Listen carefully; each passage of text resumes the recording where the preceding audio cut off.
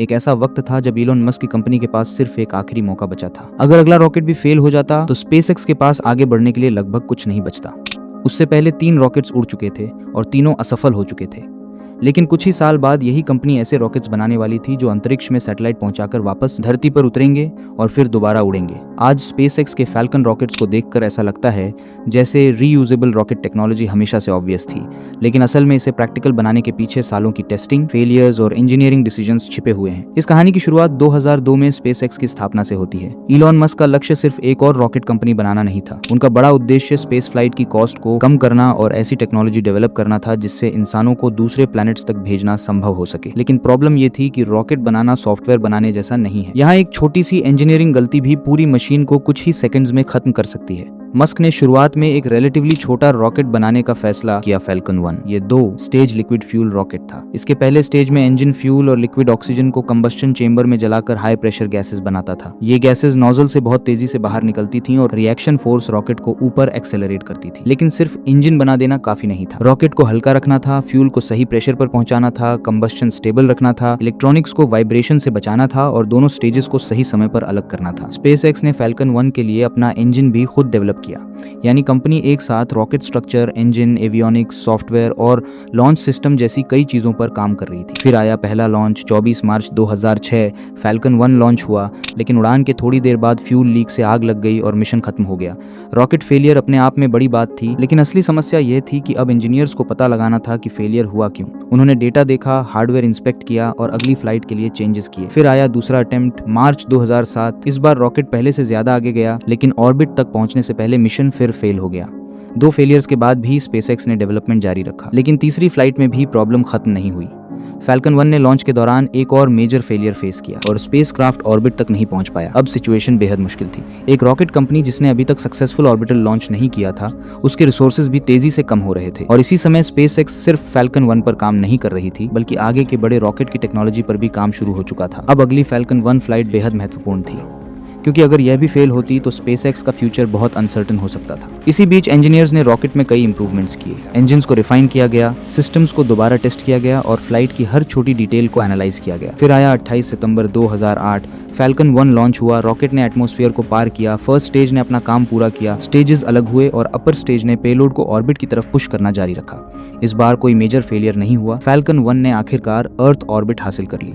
यह सिर्फ स्पेसएक्स की पहली सक्सेसफुल ऑर्बिटल फ्लाइट नहीं थी, यह पहली बार था जब किसी privately developed liquid fuelled rocket ने सक्सेसफुली ऑर्बिट हासिल की। लेकिन मस्क की असली योजना इससे कहीं बड़ी थी। फैल्कन 1 के बाद स्पेसएक्स ने फैल्कन 9 पर काम किया। नाम में 9 इसलिए था क्योंकि इसके फर्स्ट स्टेज में 9 मर्लिन इंजन लगाए गए। ये इंजन लिक्विड ऑक्सीजन और रॉकेट ग्रेड केरोसिन का इस्तेमाल करते हैं। अब रॉकेट पहले से काफी बड़ा था और इसकी सबसे महत्वपूर्ण टेक्नोलॉजी थी रीयूजेबिलिटी। ट्रेडिशनल रॉकेट्स का सबसे महंगा हिस्सा लॉन्च के बाद अक्सर दोबारा इस्तेमाल नहीं होता था। रॉकेट एटमॉस्फेयर में वापस आता और उसका बड़ा हिस्सा डिस्ट्रॉय हो जाता।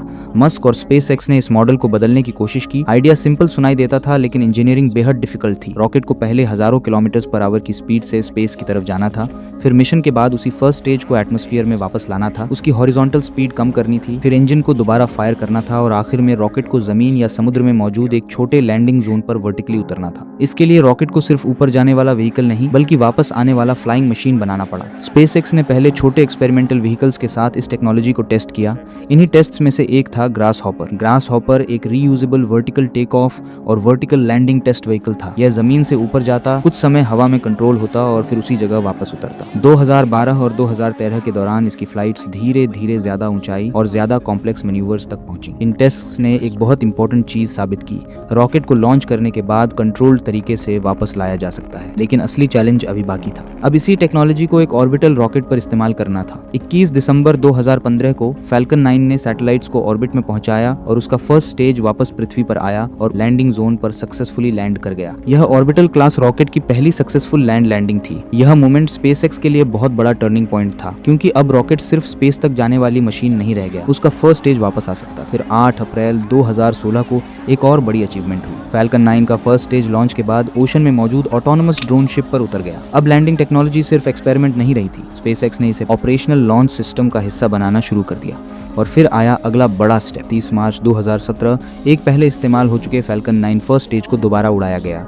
यानी जिस रॉकेट का एक हिस्सा पहले स्पेस तक जा चुका था, वही हार्डवेयर फिर से इस्तेमाल होकर दूसरी मिशन पर गया। स्पेसएक्स ने इसे ऑर्बिटल क्लास रॉकेट की पहली सक्सेसफुल रीफ्लाइट के रूप में दर्ज किया। यहीं स्पेसएक्स का पूरा इंजीनियरिंग फिलॉसफी दिखाई देता है। रॉकेट को सिर्फ पावरफुल बनाना लक्ष्य नहीं था, उसे रिलायबल, रिकवरेबल और रीयूजेबल बनाना था। आज फैल्कन 9 एक 2 स्टेज रीयूजेबल रॉकेट है। इसका फर्स्ट स्टेज 9 मर्लिन इंजन्स इस्तेमाल करता है और मिशन के हिसाब से वापस लैंड करने के लिए ऑटोनोमस ड्रोन शिप या लैंडिंग जोन का इस्तेमाल कर सकता है। लेकिन इलॉन मस्क की जर्नी यहाँ भी नहीं रुकी। फैल्कन 9 के बाद स्पेसएक्स ने फैल्कन हेवी डेवलप किया, जिसमें 3 फैल्कन 9 डिराइव्ड कोर्स और कुल 27 मर्लिन इंजन्स इस्तेमाल होते हैं। इसका उद्देश्य बहुत ज्यादा हैवी पेलोड को ऑर्बिट में पहुंचाना था। और इसके बाद स्पेसएक्स की नजर उस टेक्नोलॉजी पर गई जो फैल्कन रॉकेट से भी आगे थी। स्टारशिप का कॉन्सेप्ट सिर्फ रीयूजेबल फर्स्ट स्टेज तक सीमित नहीं है। इसका लक्ष्य एक ऐसा लॉन्च सिस्टम बनाना है जिसमें बहुत बड़े हिस्से को बार बार इस्तेमाल किया जा सके और फ्यूचर में इसे मून और मार्स जैसे डेस्टिनेशंस तक मानव और कार्गो भेजने के लिए इस्तेमाल किया जा सके। स्पेसएक्स इसे fully reusable next generation launch system के रूप में डेवलप कर रहा है। लेकिन इस पूरी जर्नी की सबसे इंटरेस्टिंग बात सिर्फ यह नहीं है कि इलॉन मस्क ने रॉकेट्स बनाए। असल कहानी इंजीनियरिंग अप्रोच की है। पहली फ्लाइट फेल हुई तो फेलियर को डाटा बनाया गया, दूसरी फेल हुई तो डिजाइन बदला गया, तीसरी फेल हुई तो इंजीनियर्स ने फिर से पूरी सिस्टम को एनालाइज किया।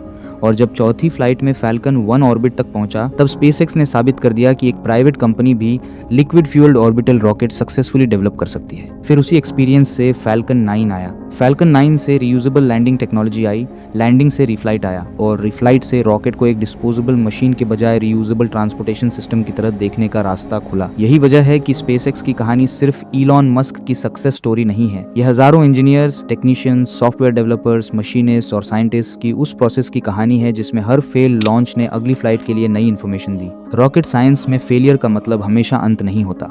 कई बार फेलियर ही वह डाटा देता है जो अगली सक्सेसफुल फ्लाइट को पॉसिबल बनाता है और स्पेसएक्स की पूरी जर्नी में यही पैटर्न बार बार दिखाई देता है।